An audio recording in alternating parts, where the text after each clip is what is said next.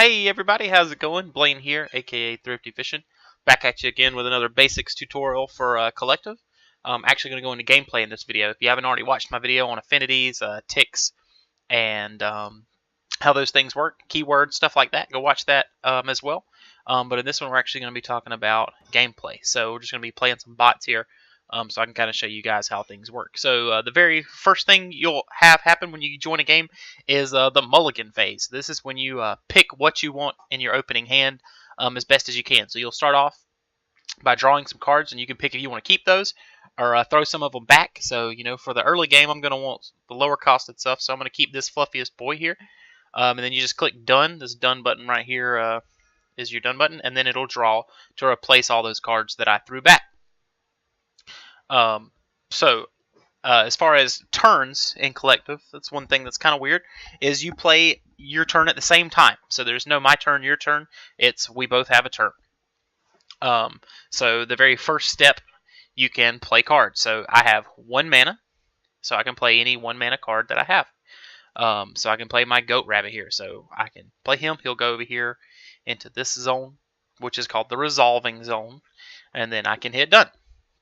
So after that, he will resolve or get played, and now he's on the field. Every turn, I'll draw a card. So we're at a new turn now. He couldn't attack or block the first turn he was played, so there was nothing that could happen. So the game just go ahead and moves on to the next turn. So now, next turn, I'm up 1 more mana now. You gain 1 every turn. So I can play either of my 2 mana cards here. So I've got Spedrawer here, which lets me draw a card when I summon him. And then I also have Fluffiest Boy, which adds a token in my hand called Buy Ward, which lets me give a unit ward or protect it. So I really want to protect this rabbit here, this goat rabbit. So I'm going to go ahead and play this Fluffiest Boy so that I can get that ward. Now, here I'm going to talk about something called initiative. So last turn I had this pink coin, which is initiative. Initiative means that basically everything you do happens before your opponent. So your turns happen at the same time. But initiative's kind of like who has the precedent over the other one. So because he has initiative, any cards that he has resolving will resolve first on his turn. So if he has one that destroys all the minions, it would destroy my goat rabbit. But then my fluffiest boy would still get to get played because his resolved first. So it would happen first. And this initiative switches back and forth every turn.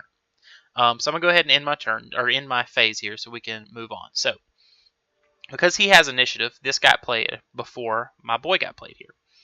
But he did just play this turn, so I know that he can't block with it. So I'm going to go ahead and attack with this goat rabbit. Alright, so you can notice that I'm getting an experience at the end of every turn. And every hero has a special way to get experience, and then that level, or leveling up, will do something cool for you at the at every time you get to a level. So right now we're level 1. When we get to level 2, which we're 1 experience away from, we'll get a reward. So it says level up, we'll get the Enkindler of Strife. And if we look over here, it'll show us what the Enkindler of Strife looks like. It's a 3 mana, 1/2 minion, and it actually gets played for us, so we don't have to pay the mana for it. And you'll also see down here up under that card, it says +1 experience whenever you attack with more than 1 unit. So if we attack with 2 or more units, then we get an extra experience that turn. If we look over here at Heldum, he actually gets +2 experience if he only attacks with 1 unit. Okay, and when he levels up, he gets this Angel, Cassiel. Alright, so I said I wanted to protect him with a ward. So I'm going to go ahead and play this ward card. I've got 3 mana now, but I don't have any 3 mana cards. So I was going to have a little bit of extra no matter what I did. So I'm going to go ahead and do that. Put that ward on him. He's buffing up this guy here. And I'm going to assume the bot's going to attack. And so normally if I wanted to, I could choose to just keep one of these here to block with. So that's what I'm going to do. I could attack with them both to try and get more experience. Or I could block, and save myself from getting more damage. It really doesn't matter. So I'm going to declare him as an attacker. And then I'm going to use this guy to block. And I've chosen my blockers now, so I click done. So between each stage, you're going to click done. I mean, not pick.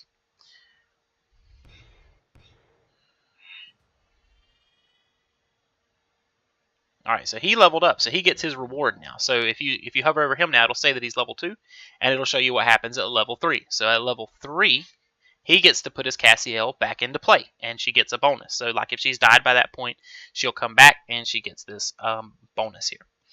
So once again, we're on turn 4 now, so we have 4 mana, but we don't have any 4 mana cards, but we do have this 2 cost card, so we can go ahead and play that.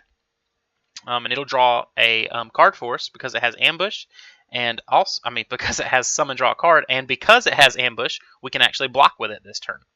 And if you haven't noticed, Goat Rabbit lets us gain a life every time we play another green card. So playing this green card now, we'll gain 1 life. That's pretty neat.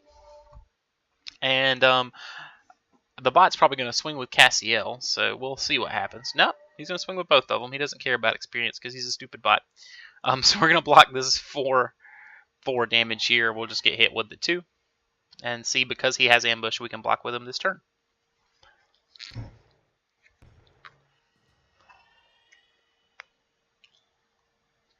Later on in the game, I'll show you guys some reasons that things like initiative can be really important. I'm going to grab this Astral Blast for that specifically, actually. Alright, so see this card, Grapes of Wrath, it says summon, this attacks. So normally a card can't attack when you first play it, but this one's summon ability actually lets him attack. And you can see that I leveled up, so I have my reward guy now, and his name is the Enkindler of Strife, and he has an active. So an active is an ability that you can use instead of attacking or blocking, like I talked with in my last video. So let's say I can use his active to buff something up with +1/+1. So I'm going to use that on my rabbit here to make it a 2/3. Alright. And because I have initiative, you can see that it happened before anything else happened. And then his Demon Heart came down. It says destroy a unit. But because I put ward on that, it did not get destroyed.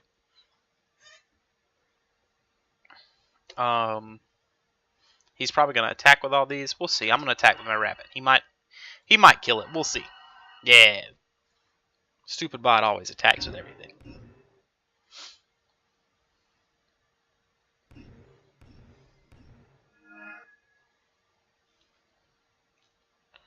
Alright, I'm going to go ahead and play this. Oh, click the wrong one. Go ahead and play this Clone Bulb here. Alright, so he's got initiative now. So let's say that I'm going to use his active on himself. So that'll buff him up to a 2/3.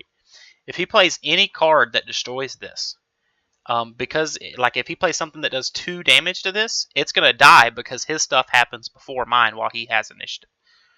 I doubt that will happen, but you can see here. Alright, I'm going to save these and just block here. Yeah, it's going to die either way, so I'm just going to hope. That's got unblockable. Sadness. I guess I'll just block this. It doesn't really matter. So this has duelist. That means it can, choose to attack something. I'm hoping he'll choose to attack this or this, so that I can show you guys the importance of initiative here. So let's say that I put this buff down.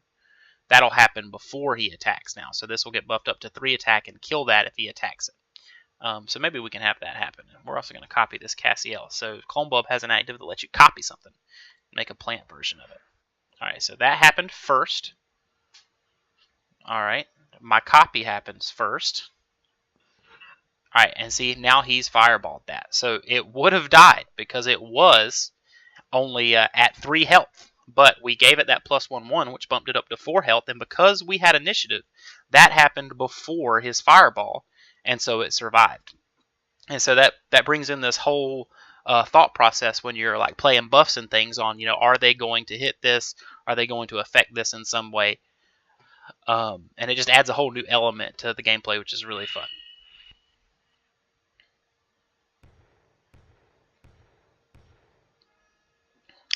So this card has a Brilliance effect, which means when you level up, it'll do something. Talked about that in my last video. Alright, he has initiative now, so let me see if I can show you something. So I'm going to Astral Blast this, so that does 5 damage.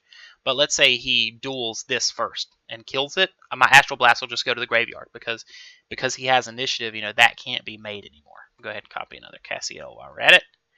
And we're going to buff this one up. He did not choose to duel with that, so it doesn't really matter that I had initiative. And then all my effects happen after his.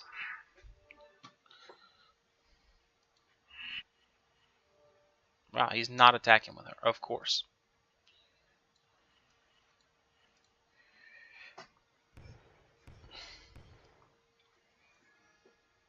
Alright, so here's a card where initiative will really matter. So I have initiative right now, so if I play this demon who does 3 damage to all units, all of these that are on the board now will take that damage first. So they are going to take that damage as soon as he comes down on the board. So, and the order in which I click them, they'll also happen. So let's say that I use his active on him. So he'll become a 3/4. He gets buffed up to a 3/4.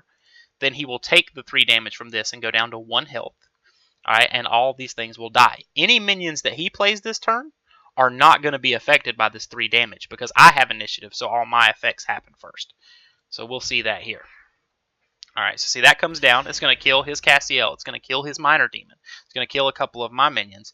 But see, these other 2 that he played are completely unaffected because of that situation there where